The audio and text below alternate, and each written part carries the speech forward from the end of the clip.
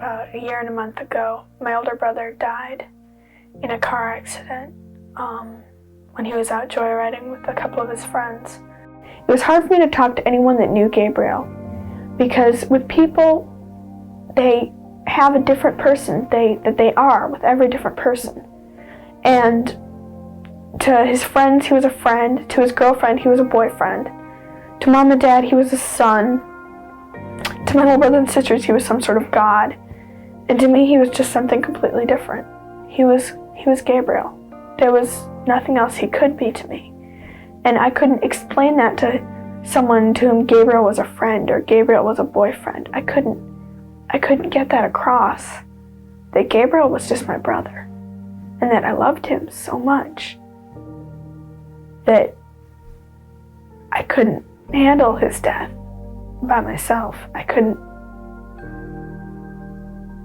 talk about it. It was just terrible for me. All week I'd just get all tense and I'd scream at everyone. I was getting in all sorts of fights. I was telling off my friends. I was smarting back to teachers. And then I'd get to Ellie's place and just go there and practically cry. I just had to talk about everything. And I don't know how that would have built up if I hadn't had somewhere to go and talk about that, just to a completely objective audience. And I learned so much from people, because I never really talked with anyone that had lost a mother or father. And they had the same sort of feelings. The feelings of guilt, the feelings of loneliness, of suddenly, where do I stand in this family? And what has happened to this family? And I don't know what I would have done, who I would have talked to. Because it's a hard subject to bring up, but when you go someplace like Ellie's place, that's the only subject you really bring up, so there it is, it's a lot easier.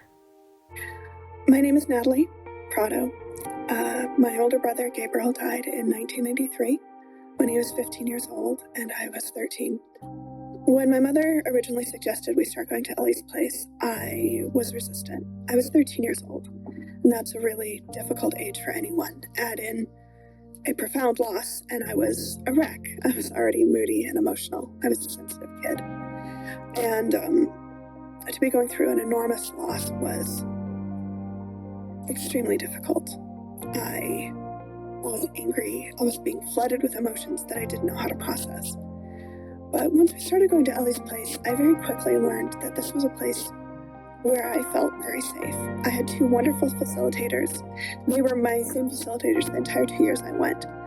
More importantly, it was a place where I could talk about my brother as much as I wanted, and I actually wanted to talk about him a lot. I was processing some really difficult emotions, and I needed a place where I was safe. I really was grateful for my time at Ellie's place. It's very difficult for me to rewatch the video that I made. I think it was in 94 or 95 when I was 14 years old. I was very young. I was a lot younger than I realized at the time, and it's hard to revisit a time when I was so sad and so scared. It was hard to do normal, everyday things.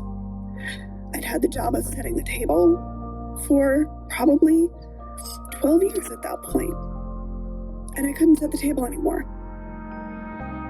because of the wrong number of plates. I couldn't set the table without bursting into tears. I was not really functioning. Ellie's place was such a blessing to have during that time. It was somewhere where I could walk off that rage and grief, and in fact, sometimes my facilitator, Gloria, would actually take me out and walk me around. At the time we were meeting in a church basement.